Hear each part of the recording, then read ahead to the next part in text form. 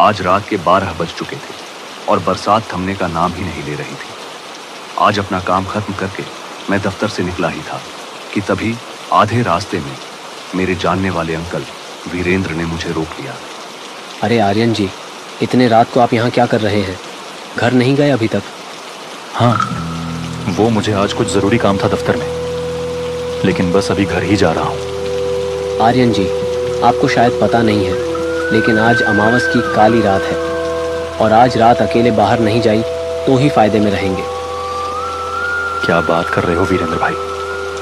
कल मुझे दफ्तर भी जाना है, इसलिए अभी जाना ही होगा ज़रूर। देखो आर्यन जी, मेरी बात मानो, अकेले मत जाओ अभी। आज घर पर भी कोई काम है तो इसलिए जाना तो पड़ेगा।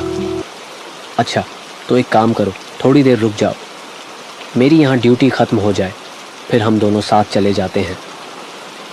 अरे भाई, काफ़ी लेट हो जाएगा फिर मुझे, और कल काम पर भी जाना है, इसलिए मैं निकलता हूँ। आखिरी बस आती ही होगी, अगर वो छूट गई तो मुश्किल हो जाएगी। अच्छा चलो, गुड नाइट भाई। अच्छा रुको आर्यन जी, मैं जानता हूँ कि तुम मुझसे पढ़े लिखे हो और तुम्हें ये काली रात और बुरी बलाओं पर ज़्यादा भरोसा भी नहीं है। ये पोटली अपने साथ रख लो, ये मुझे मेरी माँ ने दिया था, लेकिन अब तुम रख लो और अपना ख्याल रखना। ठीक है भाई, अब मैं जाता हूँ। मैंने वो पोटली अपने साथ रख ली और वहां से निकल गया। रात बहुत थी, बरसात भी थी, लेकिन मैं क्या करूं? मेरी नौकरी का सवाल था। रात काली होती जा रही थी, बस अड्डे वाला जगह दूर था। जाते जाते अच्छा खासा वक्त लग रहा था। आसमान में तेज बिजली कड़क रही थी और बिजली के साथ बरसात की बूंदें चाकू की तरह पूरे जिस्म पर लग रही थी। बस अड्डे का इंतजार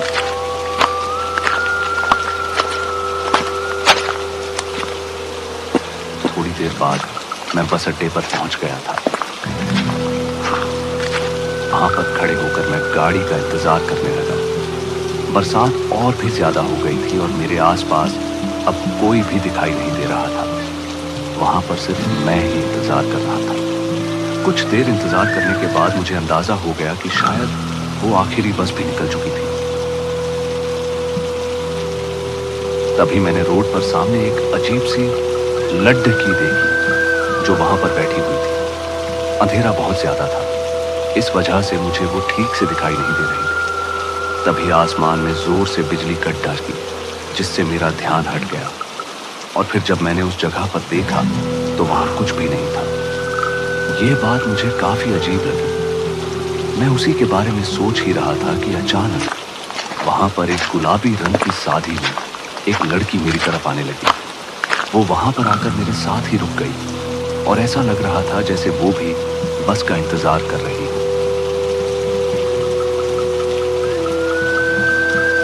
क्या हुआ जी? आप इतने डरे हुए क्यों हैं? और इतनी रात को यहाँ क्या कर रहे हो, वो भी अकेले? मुझे डर लग रहा है। डर? किस चीज का डर? मुझे इस रास्ते से और अंधेरी रात से डर लग रहा है। क्या आपको डर नहीं लग रहा है? मुझे डर क्यों लगेगा? इसमें डरने की क्या बात है? बस रात ही तो है और बारिश है। बस आप बताइए, आप इतने रात को यहाँ क्या कर रही हैं और आप कहाँ जा रही थी?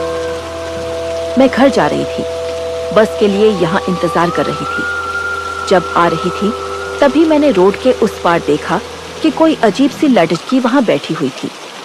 इसी वजह से मुझे अब डर लग रहा है। उसकी ये बात सुनकर मैं सहमा सा गया, क्योंकि अभी थोड़ी देर पहले मेरे साथ भी ऐसा ही हो चुका था। पहले मुझे लगा था कि शायद वो मेरा वहम होगा, लेकिन वो मेरा वहम नहीं था। आपका घर कहाँ है? इस गांव के साथ वाले गांव रुद्रपुर में है मेरा घर। अगर आप मेरे साथ वहां तक चले जाएं तो अच्छा होगा, क्योंकि बस तो चली गई है और अकेले मुझे डर लग रहा है। मेरे घर का रास्ता भी उसी तरफ जाता है। चलें, आप मेरे साथ चलें, मैं आपको आपके घर तक छोड़ देता हूँ। क्या सच में आप मुझे मेरे घर छोड़ देंगे? हाँ, क्यों नहीं। वैसे भी आपका उस सुनसान रास्ते में अकेले जाना ठीक नहीं। चलें, मैं आपके साथ जाता हूँ। वो लड़की मेरे साथ जाने के लिए तैयार बैठी थी और अब उस सफर पर हम दोनों साथ में निकल पड़े। हम दोनों पूरे रास्ते बातें करते हुए जा रहे थे। मुझे जो पहले थोड़ा डर लग रहा था अब बिल्कुल भी नहीं लग रहा था। अजीब आवाजें और काली रात चलते चलते मेरे आगे अजीब अजीब सी आवाजें आ रही थी। एक जगह तो हमें ऐसी आवाजें सुनाई देने लगी जैसे कोई पुरानी कविता गा रहा हो। हम रास्ते पर चलते गए लेकिन वो आवाजें भी उतनी ही आती रहीं। फिर हम दोनों एक जगह पर रुक गए। आपने कोई आवाज सुनी? आवाज? कैसी आवाज? अजीब सी आवाज, जैसे इस सुनसान जगह में कोई दूर बैठा हुआ पुरानी कविता गा रहा हो। तो क्या तुम्हें भी ये आवाजें सुनाई दे रही हैं? मैं तो समझा कि शायद सिर्फ मुझे ही या बारिश की आवाज होगी। नहीं जी, ये कोई बारिश की आवाज नहीं है। ये तो ऐसी आवाज है जैसे कोई गीत गा रहा हो या कोई रो रहा हो। मुझे तो डर लग रहा है। अब डरे मत, कुछ नहीं है, डरने की कोई बात ही नहीं। अब बस मेरे साथ चलें, कुछ नहीं है। आपको शायद पता नहीं है ना, इसलिए आप ऐसा कह रहे हैं। आज काली रात है और सुना है इस काली रात में इस तरह के सुनसान जगहों में प्रेत निकलता है। अरे प्रेत वेत कुछ नहीं होता। अब भी इस तरह की फिजूल बातों पर यकीन करते हैं। मेरे साथ चलें, मैं आपको घर तक पहुंचा दूंगा और कोई प्रेत नहीं है। हम दोनों फिर से चलने लगे इस अंधेरी रात में।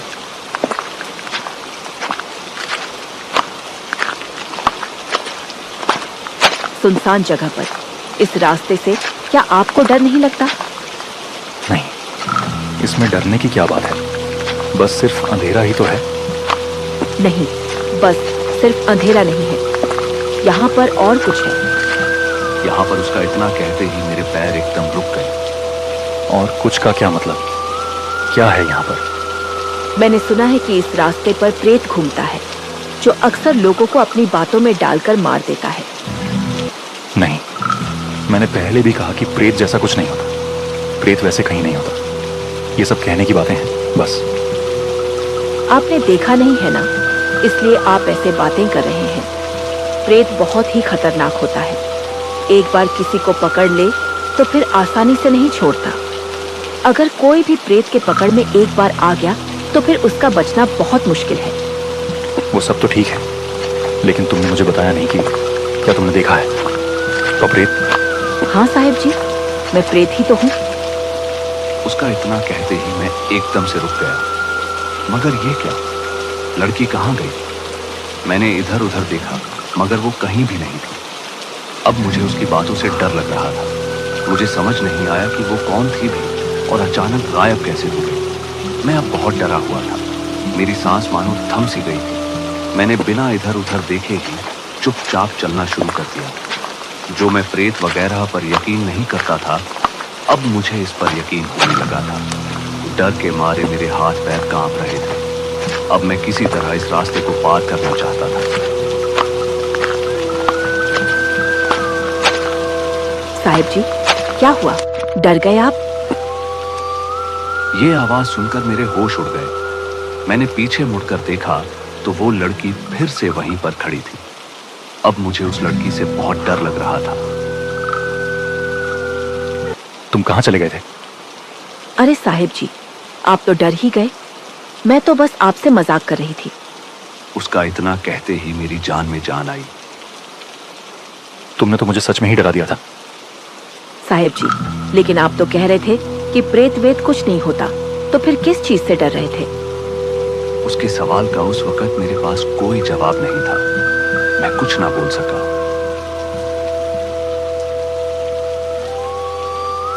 अच्छा, अब चलें, घर भी जाना है।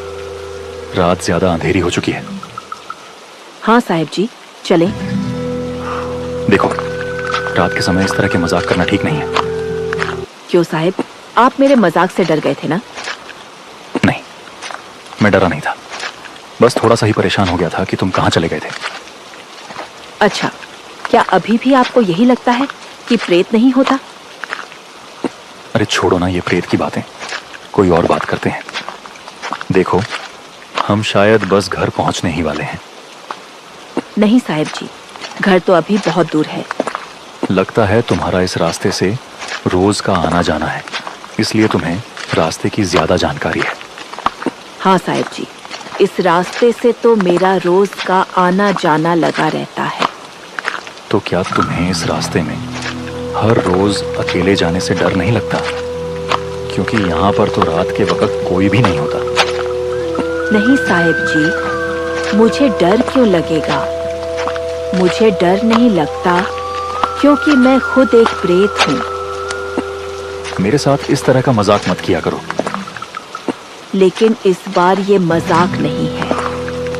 मेरे साथ इस तरह का मजाक मत किया करो। मुझे इस तरह का मजाक बिल्कुल भी पसंद नहीं है, और अगर तुम ऐसे ही करोगे तो मैं तुम्हें यहाँ ही छोड़ दूंगा।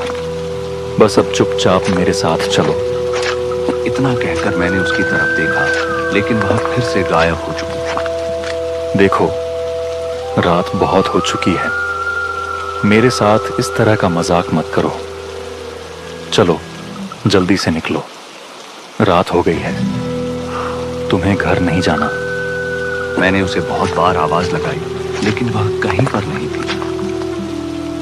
देखो, मैं जा रहा हूं, तुम फिर अकेले आना।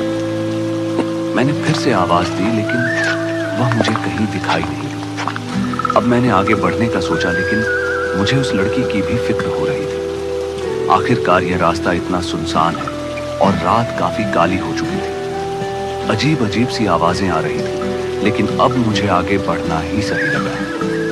अब चलते चलते मैंने जब रास्ते को देखा तो वो रास्ता उसी तरह का था जहां से मैं पहले भी गुजर चुका था।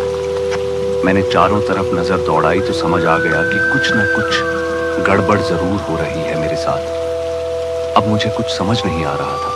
मैं बस चलता जा रहा था कि अचानक मेरे पीछे किसी के चलने की आहट आने लगी, जैसे कोई मेरे पीछे पीछे आ रहा हो। उस आवाज ने मेरे डर को और बढ़ा दिया, लेकिन फिर भी वो कदमों की आहट लगातार मेरे पीछे ही आती रही। ये आवाज कुछ जानी पहचानी थी, क्योंकि ये उसी लड़की की आवाज थी। मैंने पीछे मुड़कर देखा, और जो मैंने देखा वो सच में बहुत भयानक था। वो लड़की पूरी तरह बदल चुकी थी।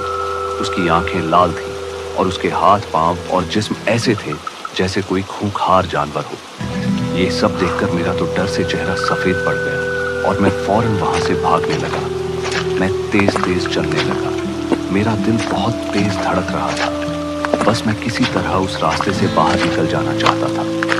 किसी तरह मैं वहां से निकल गया। तभी मुझे याद आया कि वो अंकल वीरेंद्र ने मुझे एक पोटली दी थी, जिसे मैंने जेब में रखा हुआ था। उसी से मैं बच गया था। अब मेरी जान में थोड़ी जान आई, और उस अंधेरी रात में मैं उस प्रेत के पकड़ से बच निकला।